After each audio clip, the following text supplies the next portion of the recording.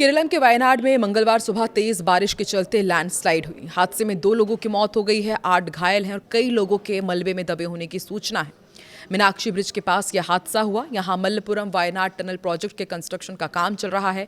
Tunnel से मिट्टी निकालकर बाहर जमा की जा रही थी। बारिश के चलते मिट्टी खिसक गई, जिससे पेड़ उखड़ गए, बैरिकेड भी बह गए। हादसे का सीसीटीवी फुटेज सामने आया है, जिसमें आप देख सकते हैं कि किस तरीके से सुरंग से तेज लहर के साथ आया मलबा एक टैंकर को तिनके की तरह बहा कर ले जाता है। 2 लोग इस मलबे में फंस गए।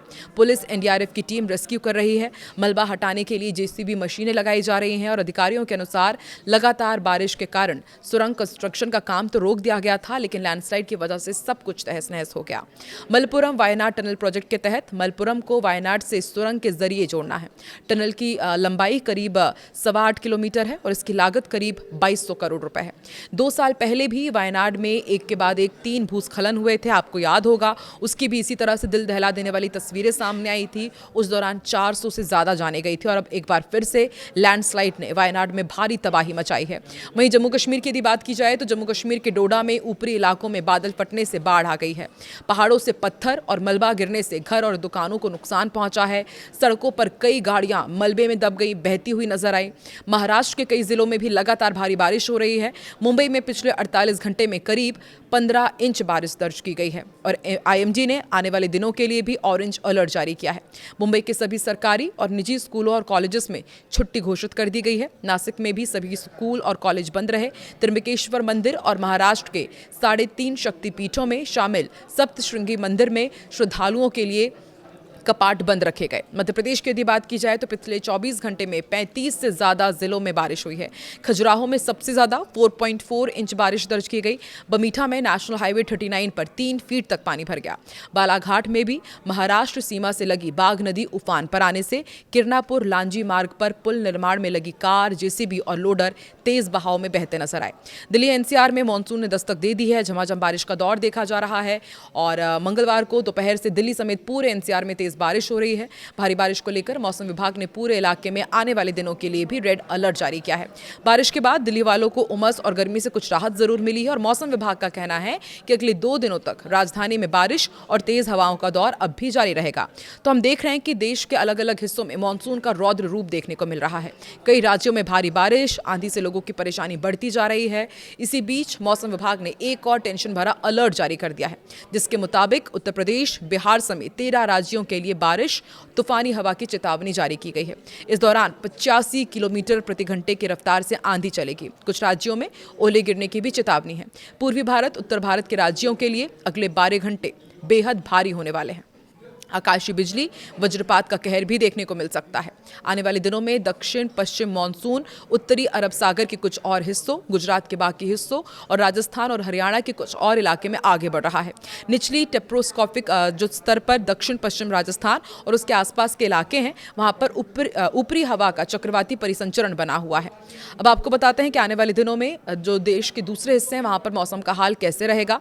13 राज्यों में फिलहाल बारिश आंधी का अलर्ट किया गया है और मौसम विभाग की भविष्यवाणी के मुताबिक 13 जुलाई तक देश के 13 राज्यों में उत्तर प्रदेश, दिल्ली, बिहार, हरियाणा, उत्तराखंड, हिमाचल, जम्मू कश्मीर, झारखंड, पश्चिम बंगाल, ओडिशा, मध्य प्रदेश, छत्तीसगढ़ और केरल में भारी बारिश और आंधी की चेतावनी है।